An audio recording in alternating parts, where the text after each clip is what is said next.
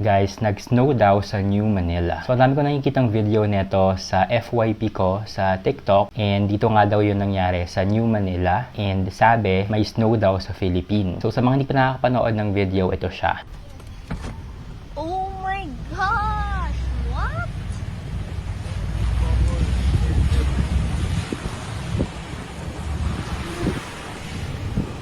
What the heck?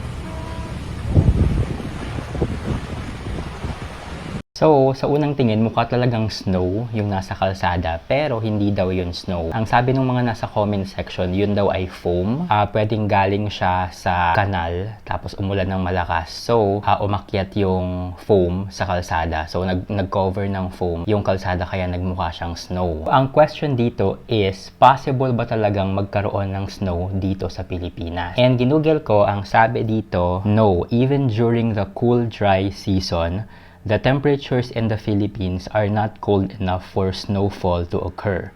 The Philippines has a tropical climate, which means the weather is generally hot and humid throughout the year. So kahit na kakapasok ng birth season, mainit pa rin kahit na medyo binabagyo tayo. So hindi talaga siya possible. And even sa pinakamalamig na part ng Philippines, which is in Baguio, sabi, Baguio recorded its coldest temperature in 2021. So far, it's 9.4 degrees Celsius. Noong 2020 naman, 10.2 degrees Celsius. Pero kahit na ganun siya kababa, yung 9.4 degrees Celsius noong 2021, hindi pa rin nag-snow sa Baguio City. And kapag January, yun yung peak season na sobrang lamig sa Baguio City, ang meron sila ay hindi snow, pero frost. Eto, merong balita before December 8, 2021. Yun yung na-record yung coldest temperature in Baguio City. Meron dito sa barangay Paway in Atok Town, Benguet Province. Since malamig nga yung temperature nila that time, nagkaroon sila na frost. So yung mga pananim nila ay nabalot na frost. So parang nag-yellow siya. So nasira yung mga pananim. I think marami sa atin sa Philippines ang nangangarap na magkaroon ng snow. Kasi syempre mukhang masaya,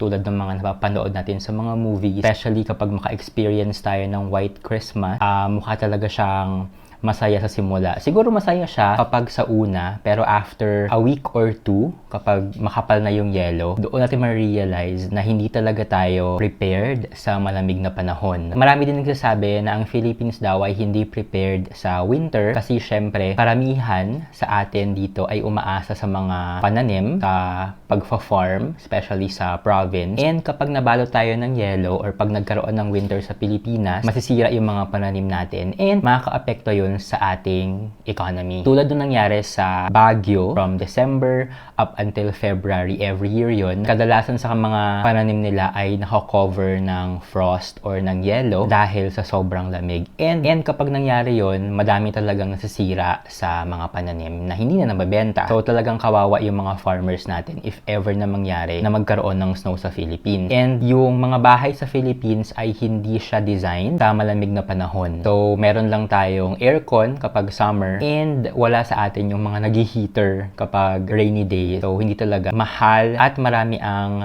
madadamay, maapektuhan when it comes sa ating economy kapag nangyari to. Kayo ba, anong masasabi nyo dito sa topic na to? Gusto nyo bang magkaroon ng snow sa Philippines? Comment down below, and if you're new here sa channel ko, make sure na subscribe na kayo or naka-follow para updated kayo sa mga new vlogs ko. Ayun lang, thank you so much for watching guys and stay safe.